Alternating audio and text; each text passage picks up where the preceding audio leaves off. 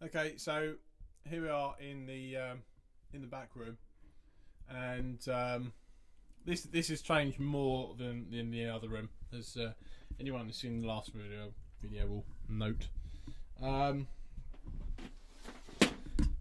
Starting over here, another rack. I ran out of space in the other room. I also ran out of space in here really as well. I used to have another kit sort of here. Oops. I used to have another kit about here, hence the reason why there's a drum out on the floor.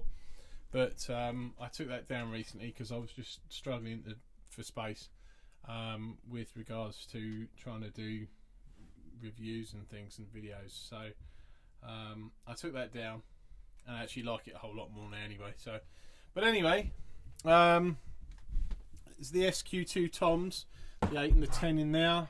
Oops, as I knock the stand. The gold drum, obviously. Keep calm, party on. Something is always at the forefront of my mind when I'm in here. It's another. Oh, that's the. No, I don't actually know which one that is. It's another Craviotto. Yeah, I don't know which one. That's actually the bag for. It's a rather cool bag actually. There you go.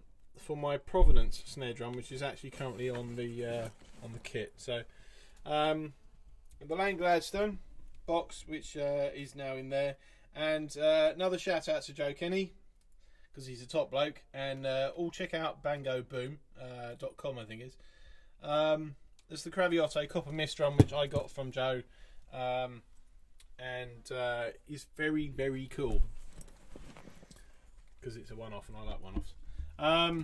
Bass drums. I would be lying if I said I can remember what is in that one. I just can't remember. But that one is the Sona kick drum, the SQ2 kick drum. That one is the RCI acrylic kick drum, and in the bottom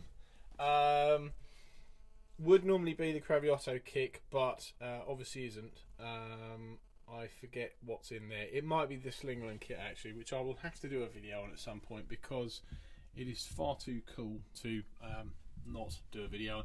So this is the Premier kit, which I mentioned in the other room. I got given that basically by a mate of mine who is a guitar player, and it's a old Premier kit as a club kit basically from about 81, 82, something like that. It just came as a 5-piece, very standard. I cleaned it up a little bit, put some heads on it. I mean, it's not really, in fact probably the heads are worth more than the kit was, but it don't play too badly. It probably needs the edges looking at, but anyway, the spare toms and stuff up there is sort of too deep. You can just see between the gap there is the Oyster Pink Pearl Slingland rack tom. There's a lot of my XPK, that's the XPK 12-inch drum.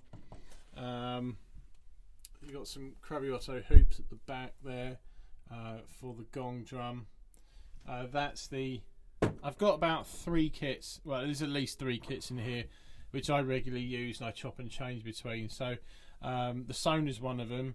These are the toms from the Yamaha Birch Custom Absolute, and well, you can see the RCI toms there. I do actually take those out as well, and I just stick them in that case.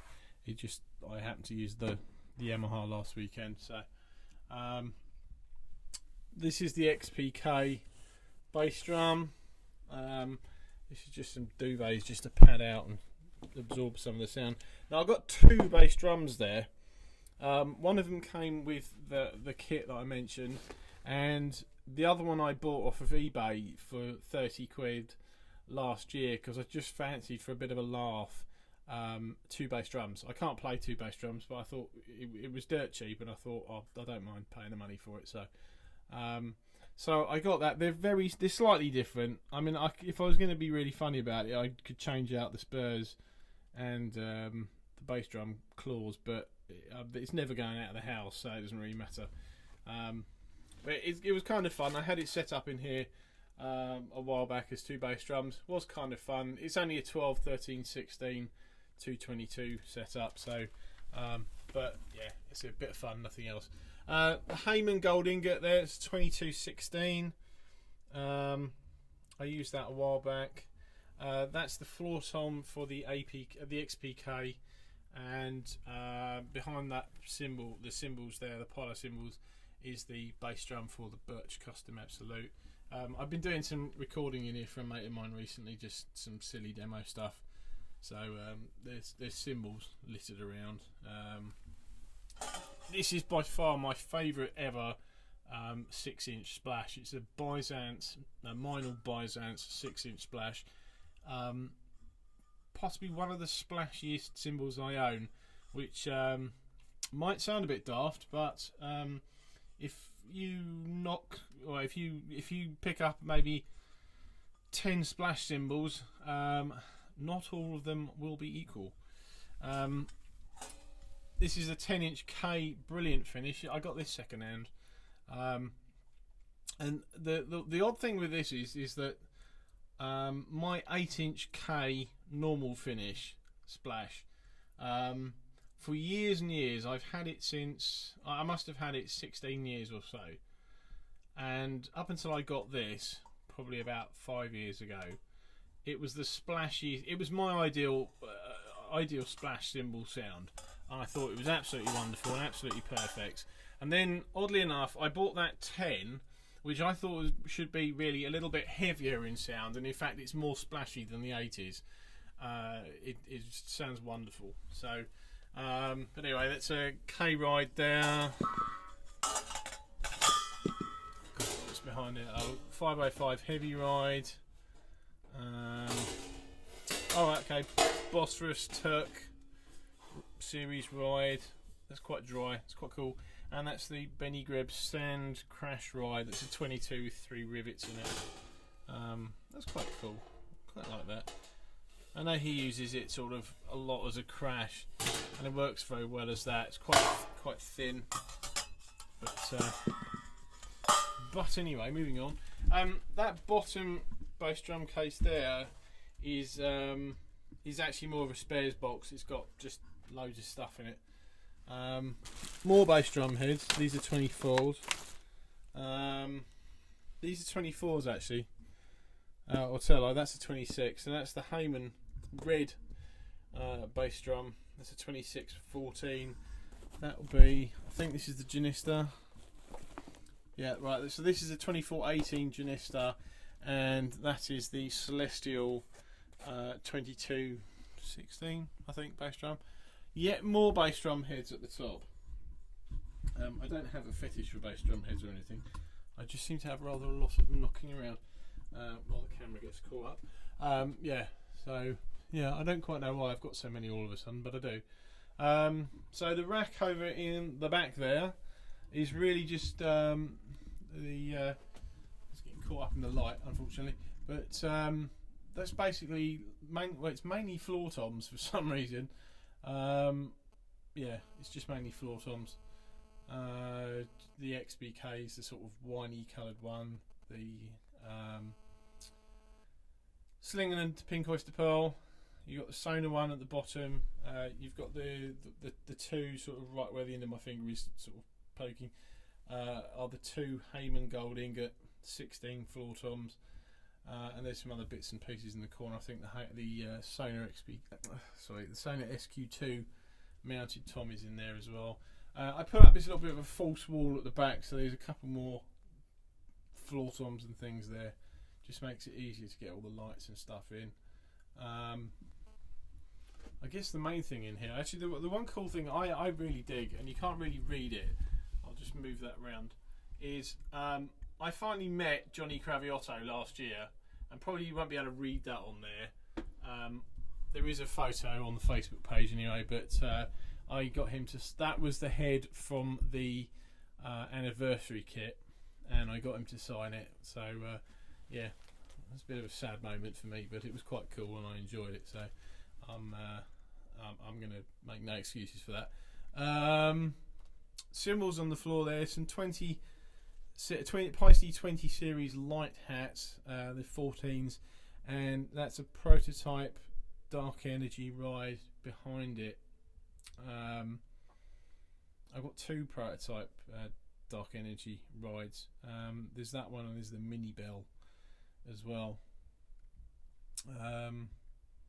That one in front there actually sounds like a Paisley traditional ride, just very slightly different pitch. So get rid of that. That's a deadhead thing. Okay, this is the obvious one. Cravioto kit. I will do. I did a sound file a couple of years ago on this when it had the wood hoops on the toms. I'm actually now really digging the sound of these are slightly heavier triple flanged hoops, so I'm quite digging those. I did do a recent sound file on them. Don't really care for it, so I will do another one. But you got the gong drum there. It's an 18-inch gong drum with a 20-inch head, so it's an 1810 shell. 13 by 9, I think it is. I can never remember. 13 by 9 mounted tom. 2215 bass drum, sorry, and a 1616 floor tom.